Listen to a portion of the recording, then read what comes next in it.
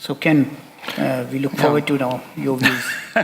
Yeah, my presence here is a little bit awkward in terms of the topic that was asked, but by and large, on behalf of the International Trade Union Movement and Australian Council of Trade Unions, it's very important to say how important this initiative is, and it's certainly with the backing of the International Trade Union Confederation around the zero new infections, zero discrimination and zero AIDS-related deaths start at work, the centrality of the workplace for a lot of our efforts. And I think it's very important to have an ambitious goal of 5 million workers tested within a relatively short time. So as a whole, the union movement is strongly supporting this initiative. And I know from my own work why, within a social mobilisation context, unions have gone towards mass voluntary counselling and testing as part of a key strategy at a national level. I've seen why unions in South Africa and Zimbabwe, for example, have really made some choices around this.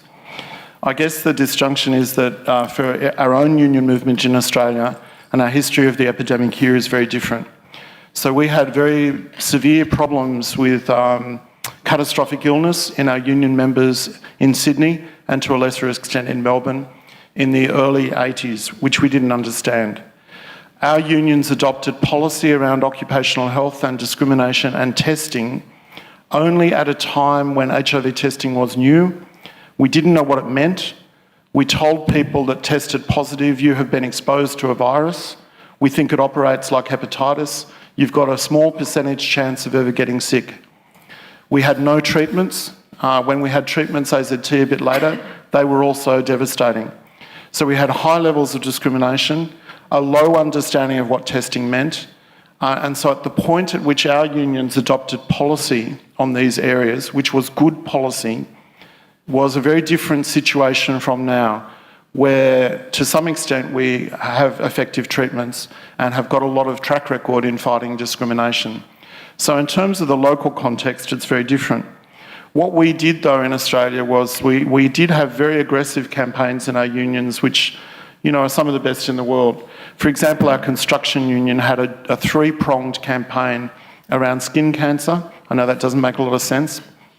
Drug and alcohol use in relation to health and safety with treatment options. And linked to that was a very aggressive campaign, including, and you've got to remember, construction workers have come from all over the Pacific and all over the world in Australia, a very aggressive campaign around safe sex and safe needle use. So we had all of that in place. Why VCT is not a big issue for trade unions in Australia now is because we have strongly integrated HIV testing and treatment into the regular public health system. The issue for us is to defend social protection and people's access to good public health here, including pharmaceuticals. So at the moment, I think we're facing a challenge to that. So we're out of step. I understand we're at the opposite end of the world from South Africa, where it's a crucial strategic need for the labour movement to go towards VCT and to enable people to get tested. Partly our experience here is because we had such a terrible experience of HIV in our workplaces in the early 80s, our union movement was very dedicated to working with community groups and unions in other countries around HIV. Not just prevention, but policy and advocacy around treatments, around support systems. So we have a strong set of experiences from Papua New Guinea, from the Pacific, from Vietnam, Cambodia, Laos PDR and Thai-Burma border. From the Philippines, particularly with migrant workers in the Philippines. Philippines sends, 9 or 10 million migrant workers overseas, each year. And the migrant workers returning make a significant percentage of those that are known to be positive in Philippines. But more particularly, we've learned a lot from the South African and Zimbabwean situations and from the labour movement response there. I think the thing is that there's probably nowhere more relevant to reaching people with sexual health messages than the workplace, because we often, our identity is bound up, our identity, our gender identity as well, is often bound up with what work we do and what risks we take in the workplace or in the social context of the workplace. That's very central. And sometimes our co-workers are the only people we talk honestly about drug use or sex with, because it's not the family, it's not our village, it's not our community, it's not our mosque, and it's not our church. So workplace networks are very, very important, and the workplace for testing, for education, for support is vitally important. We've learned that. And I think within that, unions can play an incredibly important role, because sometimes the unions are more credible than the employers or the government. That being said, I was also asked, in VCT now, we don't do VCT for workers in Australia. The VCT campaigns are by the gay community telling a minority of gay men that haven't tested, to test, and I've got my own problems with that. I was asked a bit initially about migrant workers in Australia, and that's a sort of slightly difficult concept in Australia. The largest group of migrant workers in Australia, we have 500,000 students, overseas students, who work part-time. They work legally, but their employers are employing them illegally. That is, they're getting $5 an hour, $8 an hour, $10 an hour, when the minimum wage is $17 an hour. So all of them, all that 500,000 people are in precarious employment, and they're cut off from the mainstream of social protection in Australia.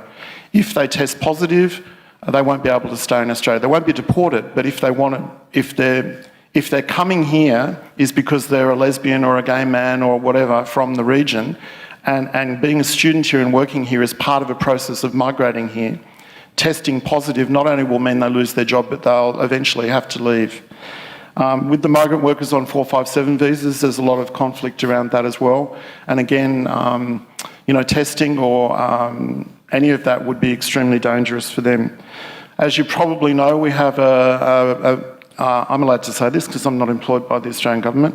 We have a highly racist policy towards refugees, which is very, very important in Australian politics.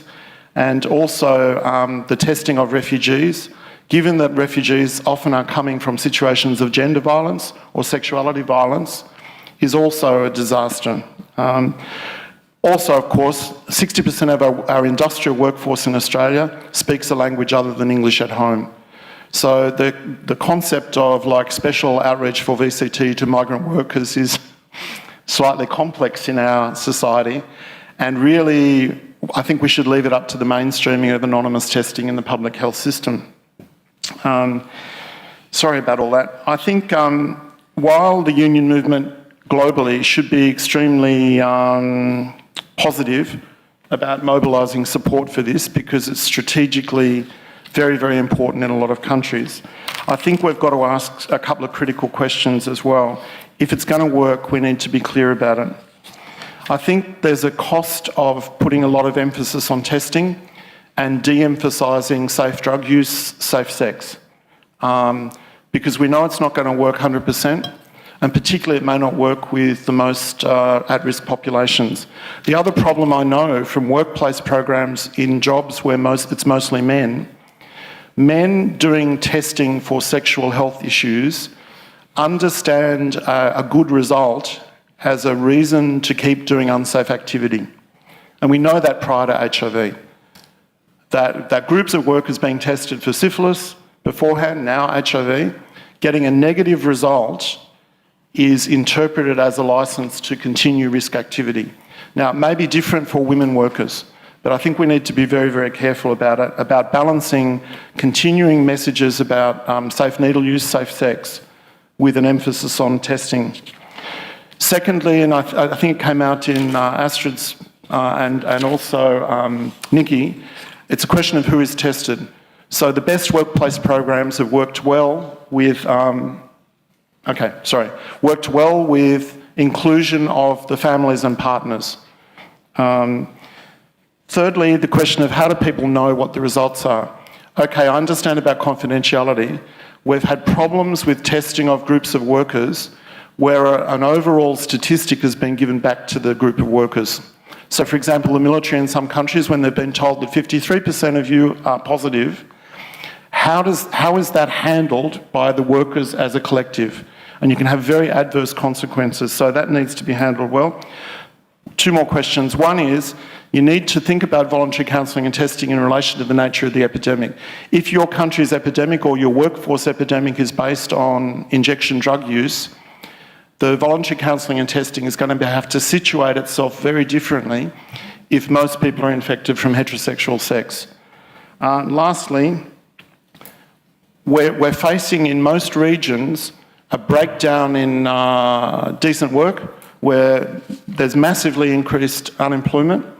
In a lot of regions, we've got a total breakdown of social protection. So when we call people to VCT, and at what point can we really guarantee that they will have access to good public health and good treatment ongoing?